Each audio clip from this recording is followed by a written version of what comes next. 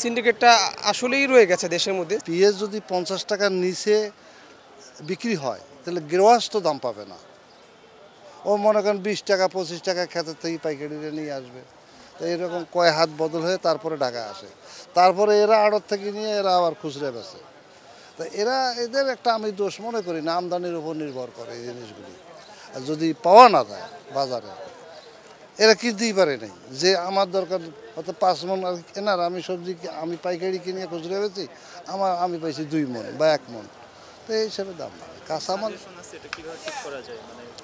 এটা এটা আমার জানা মতে কাকা, আমরা জীবনে সবজি বাজারে কিনি নেই, কিন্তু আমার জানা মতে এখন হয়েছে কি, মানুষ সব সিজনে সবে খাইতে চায়, মানে 12 মাস সবেই খাইতে চায়।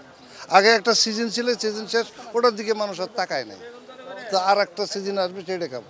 যেমন এখন মনে করেন যে ওই যে কচুর ছড়ি শেষ সিজন অনেক আগে, আবার মনে করেন যে নতুন সিজন আসবে। এখন কচুর ছড়ি আমি খাইতে চাইলে তো আমার 80 টাকা, কারণ আমরা উৎপাদন করছি অনেক সময়। যে ক্ষেতে বেগুন হবে 10 মন, সে ক্ষেত্রে স্টার্টিংয়ে বেগুন হচ্ছে 1 মন। তো এই 1 মনে আবার 5 মনের দাম আমরাই বেচছি। তাহলে এটা আমদানির উপর নির্ভর করে। সিন্ডিকেটের যদি বিষয়টা আমরা বলি, এখন কিন্তু সিন্ডিকেটটা আসলেই রয়ে গেছে দেশের মধ্যে। সিন্ডিকেট রয়ে গেছে কারণ কি, যেমন পেঁয়াজের কথা এক ভাই বলেছিল যে পেঁয়াজ যতক্ষণ পর্যন্ত পেঁয়াজটা কৃষকের হাতে ছিল ততক্ষণ পর্যন্ত দাম কম ছিল।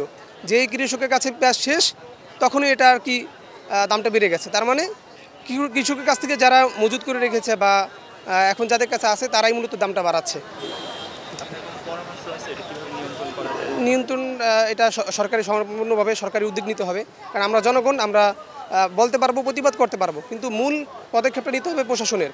প্রশাসন যদি প্রপারলি যেখানে তাদের উদ্ঘাটন করতে হবে যে দামটা আসলে কারা বাড়াচ্ছে, একেবারে মুড়ে যদি হাত দেওয়া হয়, তাহলে আশা করি যে আপনার আমাদের সমস্যাগুলো খুঁজে বের করতে পারবে এবং সমাধান করতে পারবে।